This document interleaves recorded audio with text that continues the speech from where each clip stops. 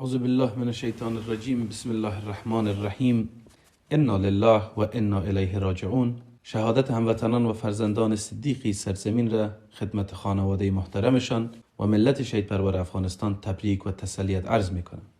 افغانستان در ماه‌های گذشته جنگ‌های فراوانی را شاهد بود و مردم ما در اقصا نقاط مختلف مقاومت کردند و استادگی نمودند، تا اینکه متاسفانه به دلایل مختلف جنگ به نقطه‌ای رسید که افغانستان در تنگنای سقوط قرار گرفت. در آخرین نقطه مردم با عزت ما از بدخشان تا تخار، از کاپیسا تا اندراب مقاومت‌های خود ادامه دادند تا بالاخره مقاومت و جغرافیای اندراب و پنجشیر رسید. جبهه مقاومت ملی به خاطر دفاع از عزت، سلامت، استقلال، آزادی و عدالت مبارزه خود به خاطر دفاع از این ارزش‌ها شروع کرد. دیروز بعد از اعلامیه علمای سرتاسر کشور، جبهه مقاومت ملی فیصله علما را نهایی و لبیک گفت و احترام گذاشت. اما طالب‌ها خوشبختانه که طینت واقعی خود را نشان دادند و بالاخره برخلاف چیزی که در ظاهر میگفتند نشان دادند که نه باوری به شریعت دارند، نه باوری نه به قرآن دارند و نه فیصله علمای سرتاسر افغانستان باورمند هستند.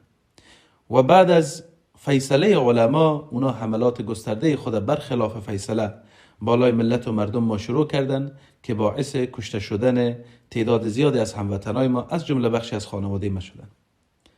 ما نه تنها با این شهدا جگرخون و ضعیف نیستیم، بلکه از دیرباز چه خانواده ما مثل تمام خانواده های دیگه به خاطر عزت، به خاطر دین، به خاطر خدا و به خاطر افغانستان مبارزه کردیم و شهید دادیم. هموطنان عزیز، امروز اتفاقاتی که افتیده روان است تصویر کوچکی از آینده افغانستان می باشه. آینده که بیگانه ها به کمک این افرادشان، به کمک این نماینده ها و مزدورانشان میخواهند افغانستان پیاده بکنند. و اوی تصویر امیست که افغانستان یک افغانستان عقب مونده باشه، تاریک، بدور از هر گونه فرهنگ و هنر، اتحاد و اتفاق، و همچنین افغانستانی که در یک انزوای سیاسی اقتصادی توسط دنیا قرار داشته باشه و به انزوا بره و نه کسی با ما کار داشته باشه و نه دیگه افغانستان یک سیاست و برنامه مستقل مربوط خود را داشته باشه. حمله دیروز به واضح نشان داد که نیروهای بیگانه همسو و در کنار طالبها در مقابل ملت افغانستان از دیرباز قرار داشتن و هنوز حضور دارند. امروز پیام مشخصی به مردم عزیزمون داره. هموطنان ما در هر گوشه‌ای که هستین، چه در بیرون و چه در داخل، فراخوان میتیم که قیام عمومی را به خاطر عزت، آزادی و سربلندی وطن ما آغاز کنیم. هر کسی به هر شکلی که میتونه استاد شود و فریاد هیهات من الذل را بلند بکنه.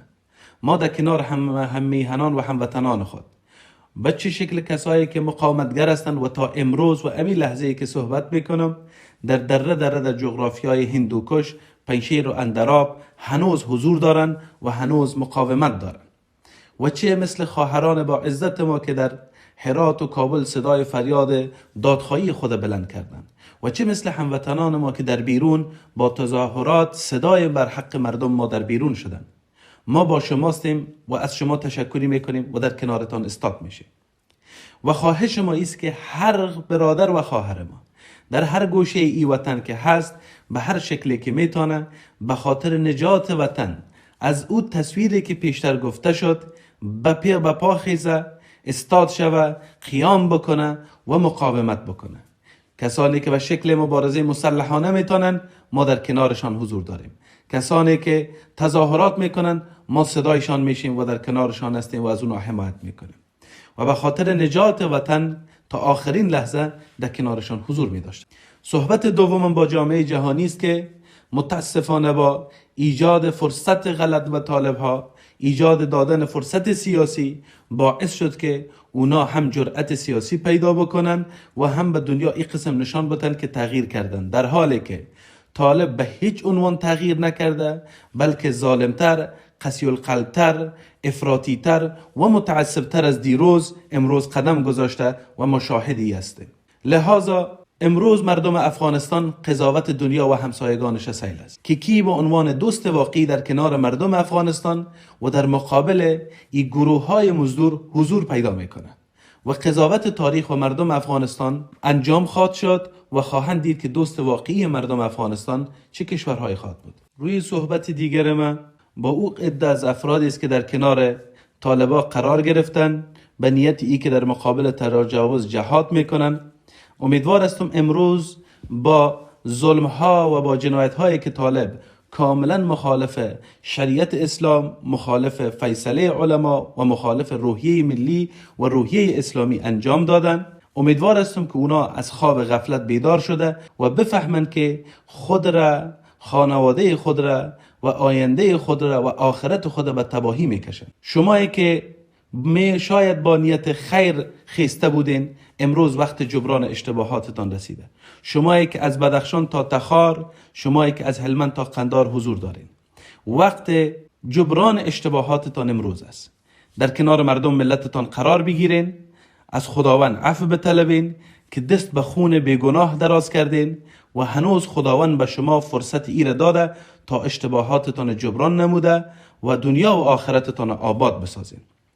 امیدوار هستیم که با درک درست از اوضاع و شناخت دقیق دشمن شما به اشتباهاتی که تا حال انجام شده بیشتر از این مرتکب نشین. یک بار دیگه شهادت جوانان صدیقی سرزمین را خدمت همه تسلیت عرض می کنم و متعهد به تعقیب رای آن هستیم.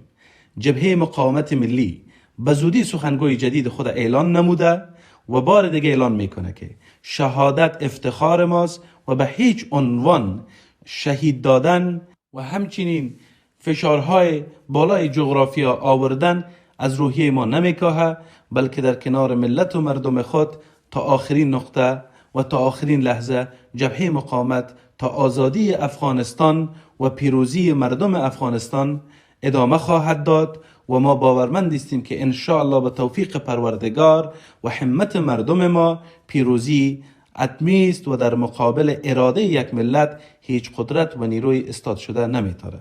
و السلام علیکم و رحمت الله و برکاته.